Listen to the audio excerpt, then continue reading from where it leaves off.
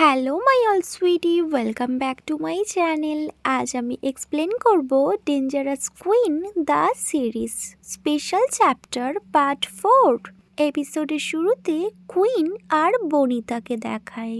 Queen বনিতাকে বলে, আজ থেকে আমি তোমায় অফিসে রোজ ড্রপ করে দেব। বাট কুইনকে স্ট্রেটলি না করে। বাট কুইন ওর কোনো কথাই শোনে না। নেক্সট সিনে বেডরুম দেখায়। কুইন বনিতাকে বলে, ইউ ডোন্ট ওয়ারি, কেউ যদি তোমায় হার্ট করে আমি তাকে ডাবল হার্ট করব। বনিতা কুইনকে সরি বলে আর বলে, queen I am sorry cause আমার জন্য তোমার লাইফে এত প্রবলেম। বনিতা বলে, আমি জানি এটা আমার কোনো ফ্যামিলি মেম্বারসই হবে।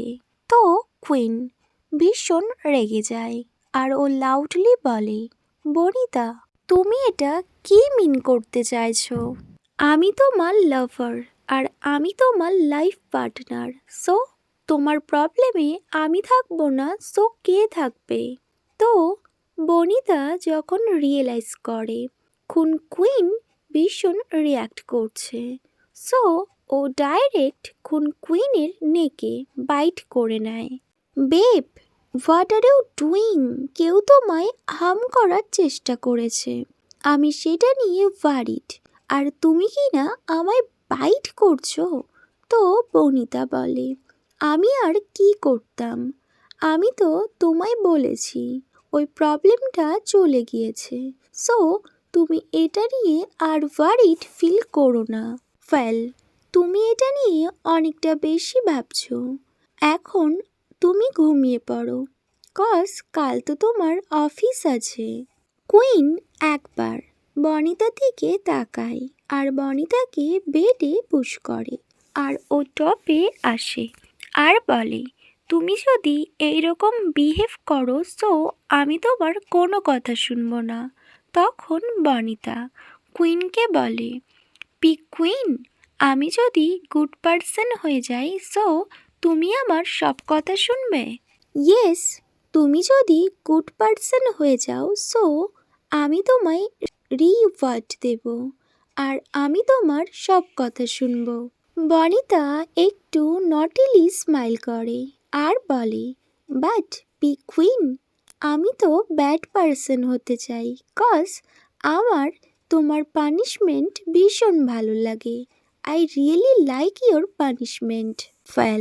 এটা শোনার পর কুইনের ফেসে একটা এভিল স্মাইল চলে আসে আর বলে, আমার মাস্টার নিজেই চায় আমি তাকে পানিশড করি, সো তুমি যতটা জোরে আমায় বাইট করেছো আমি তার ডাবল তোমায় বাইট করব।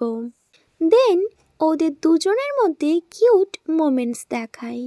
নেক্সট সিন কাট হয় আর কুইনের অফিস দিয়ে সিন স্টার্ট হয়। কুইন ভীষণ সারপ্রাইজড হয়ে যায় আর লাউডলি বলে, হোয়াট, তুমি বিয়ে করছো? বাট কাকে? কিং, তোমার কাছে তো কোনো গার্লফ্রেন্ডই নেই।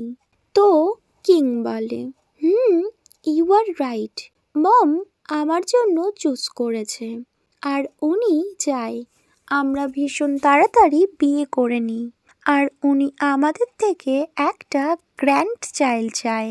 বাট কিং, তুমি যাকে লাভ করো না তুমি তাকে কি করে বিয়ে করতে পারো?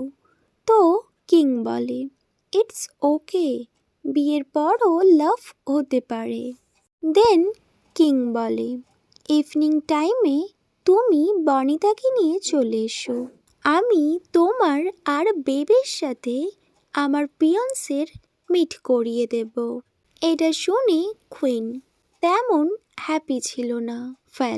যার সাথে কিংয়ের বিয়ে ঠিক হয়েছে সে একটা ওয়েলদি ফ্যামিলি থেকে বিলং করে, তাদেরও একটা অনেক বড় কোম্পানি রয়েছে, আর সব থেকে বড় কথা কিংয়ের মম ওর জন্য এই মেয়েটাকে চুজ করেছে। বাট এইসব শোনার পরেও কুইন একদমই এটা লাইক করছে না, কজ ওর ব্রাদার যাকে লাভ করে না তাকে কেন বিয়ে করবে। নেক্সট সিন কাট হয় আর ইভিনিং টাইম দেখায়, সবাইকে একসাথে ডিনার টেবিলে দেখায়। কুইন বেবকে নিয়ে এসেছিল আর কিংয়ের পাশে ওর ফিয়ান্সে।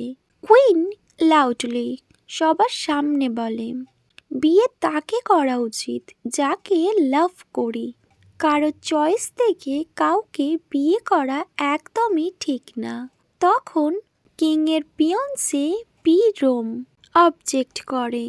তখন কিংয়ের মম কুইনকে বলে, কুইন তুমি এইভাবে তোমার ভাইয়ের উপর কিছু চাপিয়ে দিতে পারো না। কুইন ডাইরেক্ট সবার সামনেই বলে, যদি আমার ব্রাদার কিং এটা অ্যাকসেপ্ট করে আমি এখনও এটা রিফিউজড করব। তখন পি রোম কুইনকে বলে, দেন আমরা তাহলে কি করব? তোমার আমাদের বিয়ে নিয়ে প্রবলেমটা কি? পি কিং তো আমায় বিয়ে করতে রাজি হয়ে গিয়েছে। কিং বলে, কুইন প্লিজ এবার থামো। বাট কুইন তবুও বলে, তোমরা যা খুশি তাই করো, বাট আমি কোনোভাবে এই বিয়েটা হতে দেব না। বনিতার হার্টবিট একদম ফাস্ট হয়ে যায়, কজ অনেক দিন পর ও পি কুইনকে এমন রেগে যেতে দেখছে। ফেল তখন কুইনের মম বলে, কুইন জাস্ট স্টপ ইট, তুমি কিংকে এইভাবে আটকাতে পারো না, ওকে বিয়ে করতে দাও। I want a grandchild. তো কুইন লাউডলি বলে, তো কিংকে ওর পছন্দের মানুষের সাথে বিয়ে করতে দাও না, তুমি তো তখনও গ্র্যান্ডচাইল্ড পেয়ে যাবে। আফটার অল ও নিজে যাকে চয়েস করবে ও তো তার সাথে হ্যাপি থাকবে। কুইন ওর ব্রাদারকে বলে, কিং তুমি যা ডিসিশন নেবে আমি সবসময় তোমার সাথে আছি। তখন পি রোম বলে, পি কিং তুমি কি আমাদের ওয়েডিং ক্যান্সেল করতে চাও? ওয়েল যদি তুমি ক্যান্সেল করতে চাও সো আমায় জানিয়ে দেবে, আমায় এখন যেতে হবে, আমার অনেক মিটিং অ্যাটেন্ড করার আছে। ওয়েল আমি পরে কখনো আসবো তোমার রিপ্লাই জানার জন্য বলে পি রোম ওখান থেকে চলে যায়। ও যখন ওখান থেকে চলে যায় ডিনার টেবিলে একদম সাইলেন্স এসে যায়। মিস কিরিন বলে, ওয়েল তুমি যদি এতটা ভাবো সো তুমি কেন আমায় একটা গ্র্যান্ডচাইল্ড দিচ্ছ না? এটা শুনে বনিতার হার্টবিট শেক করতে শুরু করে। ও একদম সাইলেন্স হয়ে যায়, কজ ও এমনটা কখনো ভাবেনি। আর মিস কিরিনের থেকে এমন একটা কথা আনএক্সপেক্টেড ছিল।